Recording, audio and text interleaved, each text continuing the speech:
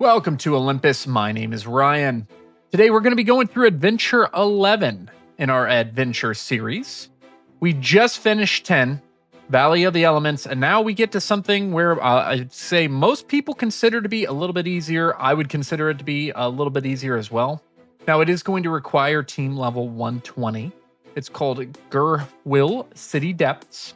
And you can always check the buffs. We'll talk about that. But the way the layout is going to be presented is going to look like this.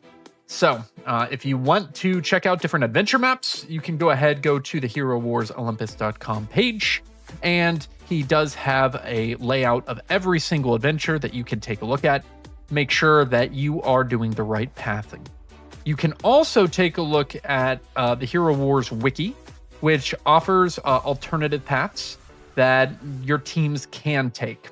Now, I actually really do like Adventure 11 because it will allow me to go through the whole thing without stopping and having to wait for someone else to let something go. But let's go ahead and take a look real quick. You can see here the top has a plus 80% physical damage resist. The center has a plus 80% physical damage resist center, plus 80 magic damage. And a bottom has the 80 plus magic damage resist as well. Other than that, among the boss, 200% health on number 34 and 35, and plus 80% damage, pure damage resist there. And you can see the buffs on what they're actually going to be doing if you try to go through them. But let's go ahead and dive in. For this one in particular, we have energy gain for tanks, armor penetration for warriors, and pet skill by 100%. Now, looking at the differences, we're starting to get pretty big jumps in the pet potions. This is 1,000 more pet potions. Take a look back earlier, like we had 97 to 149, right? From 3 to 4.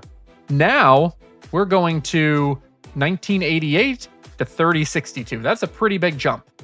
In addition, a decent amount more chaos particles, more pet summoning eggs, and the flawless Moonstone, Nightstone, and Sunstone are available. So we'll go ahead and jump into this one. And there are really 3 paths that you can take.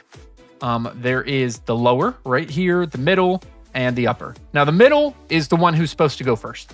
That is the person who can start to take out one of these defenses towers, a tower right here, a tower right here, and a couple other towers that are going to make sure that the top and the bottom are able to get through without stopping.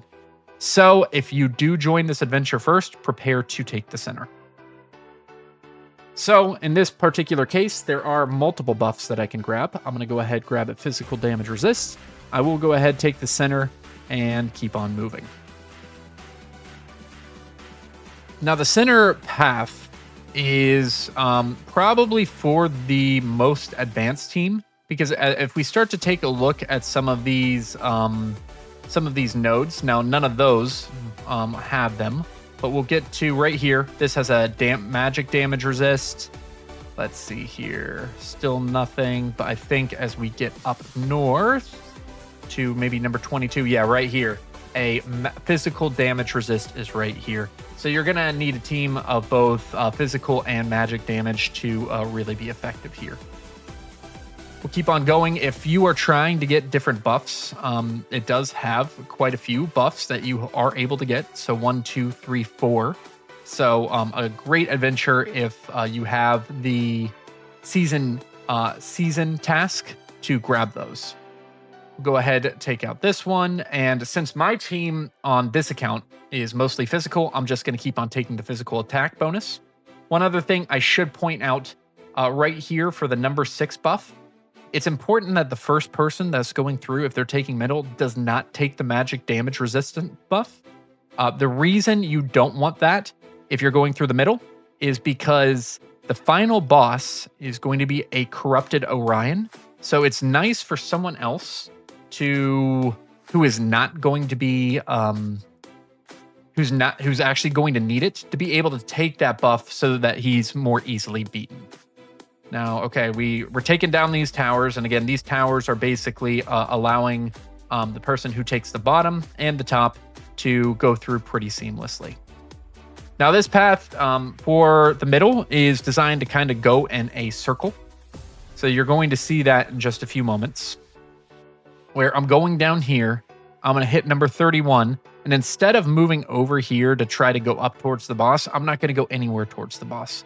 My entire goal, if I'm taking the middle path, is to make sure that I am clearing the way for everyone else. And you can see this tower affects number 32. And if I scroll up, or if I can't yet because I'm engaged in combat. If I do scroll up right here, you can see that it's also providing a protection for number 35. Now I'm going to be taking number 30, which is protecting the boss. And this is important. Do not go and attack number 24. You're going to keep on going up. Number 24 is actually going to be ignored completely. So you don't need to worry about that. Same thing as number 23. So we're going to keep on going up. I took out one that helps the boss. I'm about to take out another, number 29, that gives the boss a buff. And then once I've done that, there we go. I'll be able to go to number 28, which is going to free up the path for the top person to be able to go ahead, take out that node and that node before going to the boss. Again, this is a 15 move adventure. That's pretty standard. And now we're getting to the interesting point. This is an 80% physical damage resist. I'm not sure if I'm going to be able to win with this team since I only really have physical attacking teams, but we'll see. We'll see if it's possible. Hopefully the pure damage comes through with Sebastian still.